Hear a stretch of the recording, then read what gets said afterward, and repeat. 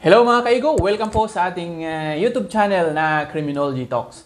Ako po si Dean Eisenhower at isa pong registered criminologist at nagdi-discuss po tayo ng mga topics basta po related sa criminology and criminal justice. Mga kaigo, ipapaliwanag po natin yung lamang, yung bentahe, or yung advantage ng isang registered criminologist or isang criminology graduate pagdating po sa PNP recruitment or PNP application compared doon sa mga non-registered criminologist or mga non-criminology profession.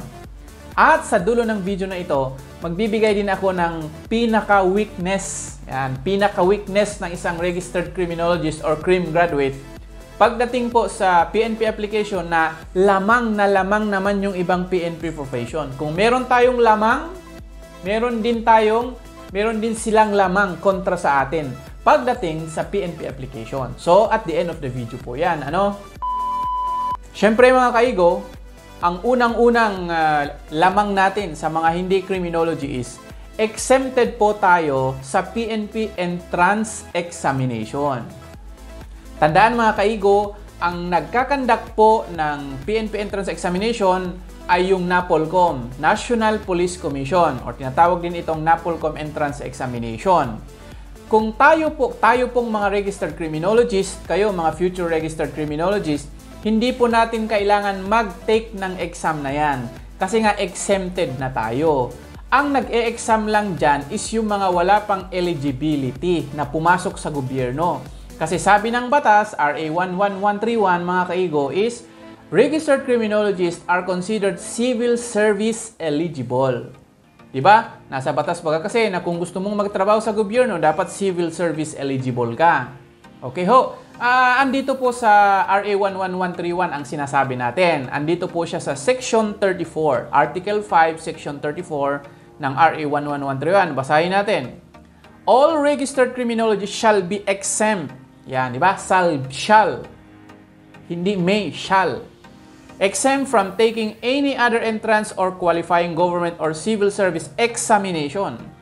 At meron pang kadugtong, and shall be considered civil service eligible. Yan. So yan mga kaigo, pag ikayo po ay registered criminologist, hindi na po tayo kailangan mag-entrance examination sa PNP or Philippine National Police, hindi tulad po yung mga ibang courses na kailangan pa nilang mag-exam niyan. Ang pangalawang advantage ng isang registered criminologist mga kaigo is alam na alam po natin ang PNP recruitment process. We are well versed sa PNP or yung proseso ng pag-a-apply. Bakit? O ito, sa BS Criminology or Criminology Program, meron po tayong isang area na tinatawag na Law Enforcement Administration. Bali, 6 na subject lang. 4 yan, pero dinagdag lagi yung CFL 1 and 2. Sa LEA 1, Law Enforcement Administration 1, ang title po niyan is Law Enforcement Organization and Administration. At ang pangunahing law enforcement organization na pinapag-aralan natin sa criminology program is the Philippine National Police. Kasi nga ang PNP, that is our primary law enforcement agency. Hindi lang kasi PNP ang law enforcement agency natin sa Pilipinas. Ang dami pa, pero primary. PIDEA is a law enforcement agency. Coast Guard is a law enforcement agency.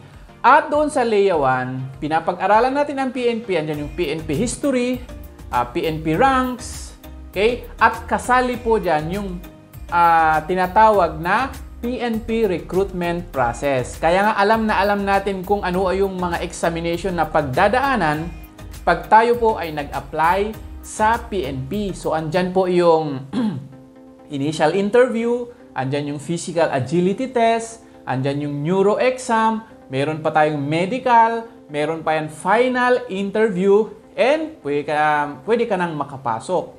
So, we are very well versed doon sa proseso. At yan po ang lamang natin sa ibang mga profession. Okay, if I'm mistaken sa school kasi kung saan ako connected ngayon is first year pa lang may LEA 1 na. Okay ho, yung ibang school second year ata. So first year at second year criminology student pa lang ang isang estudyante. Okay? Alam na niya yung PNP recruitment process. At ito pa isa, yung PNP madalas bumibisita dun sa mga criminology schools at yun din lang ang dinidiscuss nila. Yung proseso sa pag-a-apply ng PNP. Kaya yan ang isang lamang natin na RCrim or Criminology graduate compared sa other courses. Alam na natin yan. Kaya as early as now, alam natin, nag-prepare na tayo. Hindi pa tayo nag-a-apply, nagre-ready na tayo kasi alam na natin yung proseso. Okay? So, sana nakuha ninyo ang isa nating lamang sa other courses, which is, alam natin ang recruitment process.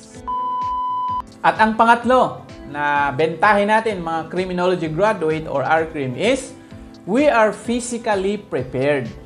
Okay, in general to kasi syempre may mga non-crim na mas malakas pa rin sa atin.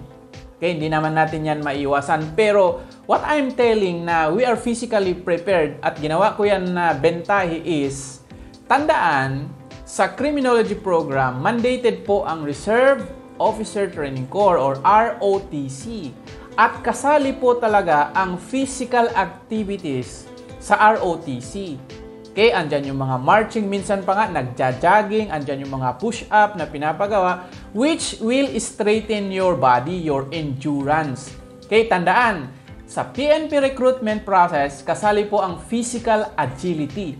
Ito yung push-up, pull-up, and of course yung running. Yan, kaya bentahin natin yan. Kasi may ROTC tayo. Yung isa is, meron namang OJT. Ngayon pa, ang ginagawa kasi sa OJT mga kaigo is, yung mga criminology interns or 4th year, dinedeploy po sa tri-bureaus, madalas sa tri-bureaus. Outside the tri-bureau pwede man kasi may mga iba na nade-deploy sa court, sa NBI, sa DSWD, pwede po yun. Pero ang primary talaga na deployment land or deployment station is yung Tri-Bureau, PNP, BFP, and BGMP. Okay? Pag kayo po ay na-deploy, meron din mga physical activities na pinapagawa sa inyo. Ngayon, lalo na ang BFP, nagpapajogging sila, even PNP. Okay? Kaya lumalakas talaga ang katawan ng isang criminology intern kasi consistent yan Kaya yan ang isang lamang natin sa mga non-criminology profession. We are physically prepared ng mas maaga kaysa sa kanila. Ang pang-apat mga kaigo na bentahin natin sa PNP application ng mga RCrim Criminology graduate is mas malawak po ang job exposure natin sa Philippine National Police or PNP. Tulad ng nasabi ko mga kaigo, ang criminology program is meron po yan OJT or practicum. Kung saan itong 4th year criminology student, made-deploy po yan sa PNP, BFP, BGMP or yung Tri-Bureau. Yan lang ba ang station kung saan kayo pwedeng ma-deploy? Marami pa po. Nung panahon namin, meron pang na-deploy sa court, meron pang na-deploy sa DSWD. Depende kasi sa number of population ng isang school. Kung konti lang, okay na ang PNP. Kung medyo naman 100 plus, Tri-Bureau. Kung mas marami talaga, outside the Tri-Bureau, made-deploy ka. At ang gagawin po sa station na yan is job exposure kasi ang tawag dyan. Ibig sabihin, ma-expose ka anuman po ang trabaho ng isang pulis. Okay? Ito na yung ma-experience mo, hands-on experience ang gagawin mo. Kaya may makikita po kayo ng mga criminology student na nagpapatrolya, yan, nagmamando ng traffic. Okay? Kasi nga, na-expose na sila dyan. Sa BFP naman, merong sumama-sama sa mga fire prevention, information dissemination. Sa BGMP naman, is na-observe na nila kung paano magkapkap ng bisita, kung paano i-search ang isang visitor ng isang kulungan, kung paano mag-search doon sa mismong cell ng isang PDL.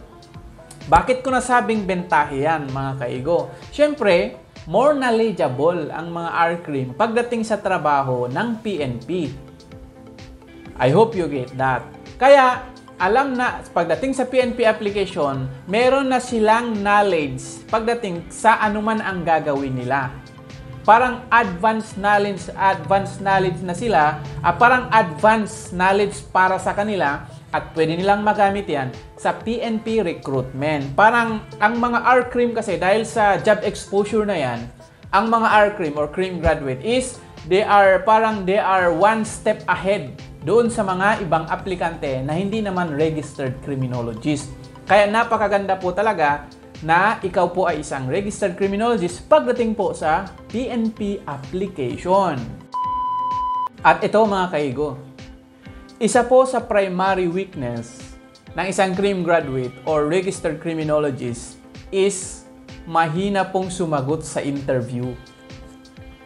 Hindi lang po ito opinion ko or hindi lang po ito basta-basta naisip ko. This is a result ng mga naririnig natin na mga explanation galing po sa loob ng PNP. And ito kasi, ang aming CHED supervisor dito sa aming region is sumasali po sa mga panel pagdating sa PNP, ina-invite po siya.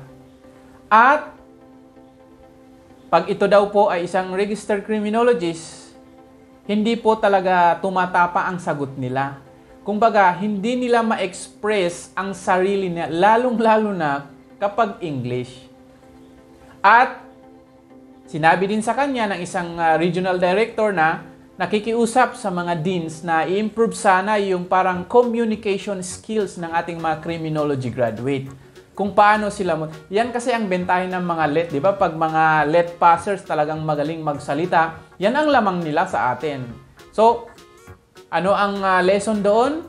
So, sa mga criminology graduate, criminology student, umpisa lang as early as now, please practice kung paano magsalita at sumagot sa isang interview. Yung i-improve natin ang isang communication skills, lalong-lalo na po sa English.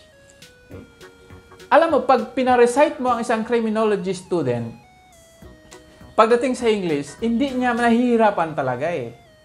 Pero pag pina-express mo naman ang sarili niya sa language or dialect na comfortable siya, na-explain naman niya. So, nakikita ko talaga na problema dyan is our communication skill using English language. Doon talaga ang isang kahinaan natin na R-Crim. Kaya, mahina tayo sa interview. Yan po talaga ay feedback na